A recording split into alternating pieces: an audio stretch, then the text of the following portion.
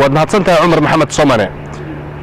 koonfur afrika waxay ka mid tahay goobaha ay u soo shaqo tageen soomaalida intooda badani waxaana lagu xasuustaa in rag fara badan ay ka shaqaystaan dalkani koonfur afrika. dhanka kale waxaa jira dumar aad u fara badan oo muruqooda maale isla markaasna ka soo saarta nolol maalmeedkooda dalka koonfur afrika.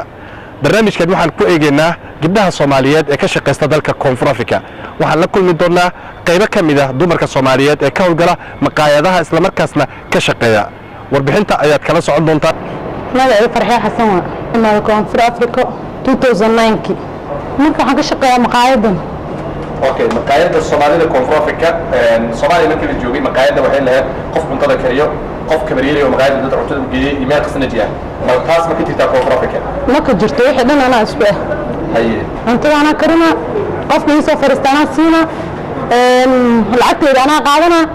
marka qofka marka cuntada siiyo qofka lacagteedan ka qaadana markuu soo istaago qofkii rabo cunto kalaan siina shaahi wax walba anaa geysana weerashayda anaa dhaqana. sidee ku bilowday marka shaqadan ganacsiga sidee ku bilowday? waxaan ku bilaabay marka hore shaqaalnimaan ku bilaabay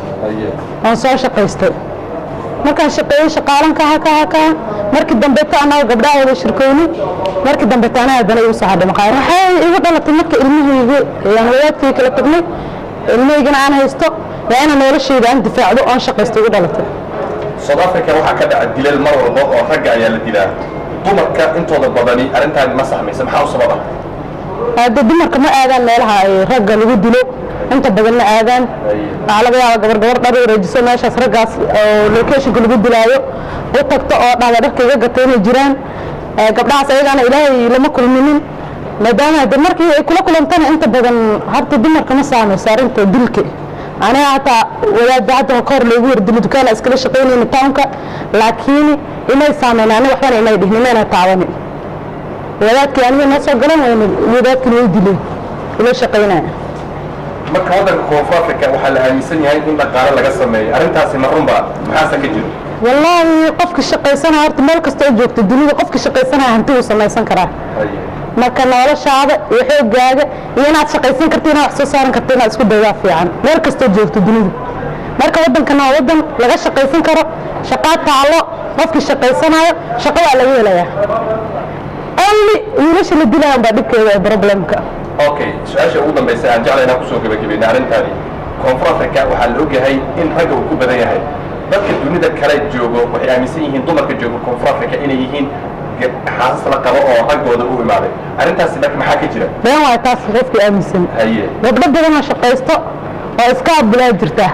si waddan kasta iska abulaa joogta South Africa la joogta haddana si South Africa ragga aad yaraaday gabdhaha ka badanba gabdhaha badan marka arrinta marka maxay tahay marka maadaama raggii koonfur afrika ay ku yaraadaan dumarka ay ku badanayaan shaqadii ay qabanayaan qaarkood dumarka ay qabanayaan marka isbedel ayaa ku imaada ma la dhihi karaa sanadii ugu dambeeyay koonfur afrika? isbedel ku imaada isbedel weyn baa ku imaada ilmaha wax ka barta waddanka koonfur afrika ee madaarisada ama dugsiyada quraanka dhiga iskoolada ay dhigtaan maxay u badan yihiin Soomaalida leh ma ajnabi baa arrintaas balfafay Soomaali ma dhigtaan annaka Soomaali iskuulo madrasooyin iskuulo isku dhex jiro waxbarashada ugu badan hadda Soomaali markii ay ilmaha laga yaabo oo ilmihii hore oo raaci hore ama ilmaha hadda soo kacayo oo sanadii dambeeyay Soomaali way meesha noo dhigtaan dugsiga Soomaali ma dhigaan iskuulka Soomaali ma dhigaan waxbarashada dhan Soomaali ma dhigaan. بسم الله الرحمن الرحيم magacayga waa Ruqayya Axmed Cabdullaahi shaqada waxaan soo galaa habeenkii 8 saac waxaan ka baxaa 2 saac subaxnimo wax caqabada ma wax dhib aan la kulmo ma laha South Africa alxamdulillah waan iskaga noolahay dilka reerkayga waan ka dirsadaa noloshayda waan ku filanahay gabdhaha Soomaaliyeed way ka shaqaysan karaan waxaan ku doorinaa gabdhaha Soomaaliyeed guryaha iska jijifana jeebabka kale ku xisaabtamayaan inay xamaashaan meesha xamaal way taalaan nabadna way leedahay alxamdulillah wax caqabada ma wax dhibaato aan la kulmo ma laha habeenka saacadan doonaa soo karta saacada doonta guriga aad ka saacada doonta shaqadaada wax dhibaato aan la kulmo ma laha alxamdulillah. koonfur afrika mar kasta waxa la sheegaa rag ayaa la dilay dumarka arrintaas ma saameysan maxaa u sababa? waa meelaha locationada oo duurarka way dhici kartaa ragga in caqabada ama dhibaato ay kala kulmaan laakiin meesha caasimada oo halkaan oo kale wax caqabada oo lagala kulmo ma laha. okay shaqada meesha hal sano aan ka shaqeeyaa maqaayad koonfur afrika waxaan imaaday 2017 bishii labaad markood waxaad noqotay xilliga siisaan magacaaga iyo xilliga aad koonfur afrika imaatay iyo shaqadan xilliga aad bilaawday koonfur afrika waxaa imaaday 2011kii bishii koowaad shaqadan waxaan bilaabay 2014kii bishii koowaad magacayga waxaa la yidhaahaa Kalisa Axmed Xareed waxaan ku noolaa dadka soo koonfur afrika koonfur afrika ragga inta badan waxaa la sheegay inay ragga shaqeeyaan dumarka shaqeeya tiradooda imisay gaaraysaa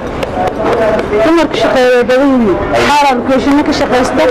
qaaraa maqaayadaha ka shaqeeya qaaraa shaah wareejiyo dadba siday u nool yihiin gabdhaha inta badan way shaqaystaan inta la qabana way yartahay okay dumarka inta badana koonfur afrika dadka waxay aaminsan yihiin marka joogo inay yihiin dad xaasas ah oo guryo degan oo raggooda ka sugan biilkooda marka arrintaasi ma jirta miya dadka biilka sugan waa yar yihiin waxay u badan yihiin ayadoo la qabay qaarkood shaqaystaan qaar agoon looga dhintaa shaqaysto qaar caadi u soo galaa shaqaysto gabdhaha way tiro badan yihiin marka aniga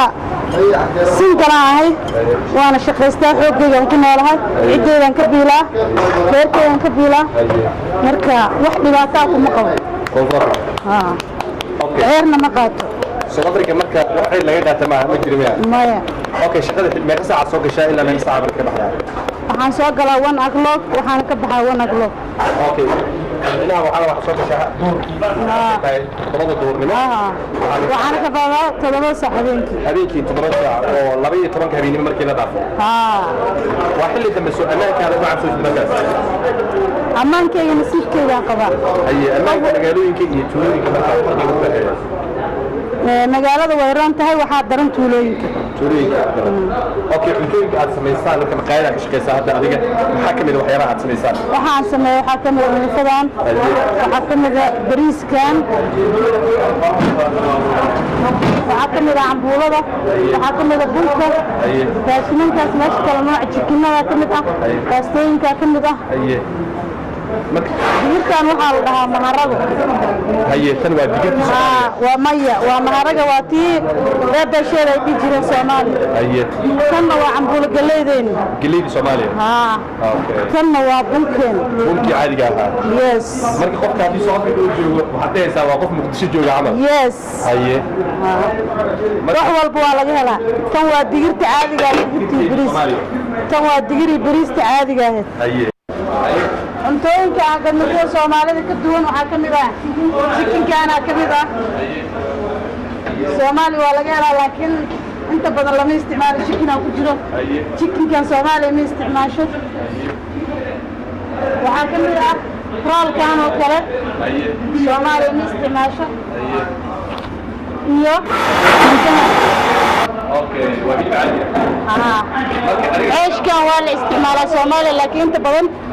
ma South Africa laga isticmaala okay marka South Africa adiga shaqada maqaayada aad ka qabatid ma cook ayaa tahay ma kabriyada tahay qaybtay gaarsiin tahay marka adiga anyway wax walba oo shaqada lagu baad maqaayada yes okay marka cuntada gurtaa mar waxaad ka shaqeysaa cuntada inaad kariso ma yes marka wax dhib aad kala kulatid lama laha maqaayada mufada ayaa la dhahaa maqaayada mufada caam tahay yes halkaas waxaan u jeednaa digiri bariis baasto bariis suugada Soomaaliya marka wax walba oo looga baahdo cuntada Soomaaliya waa haysaa yes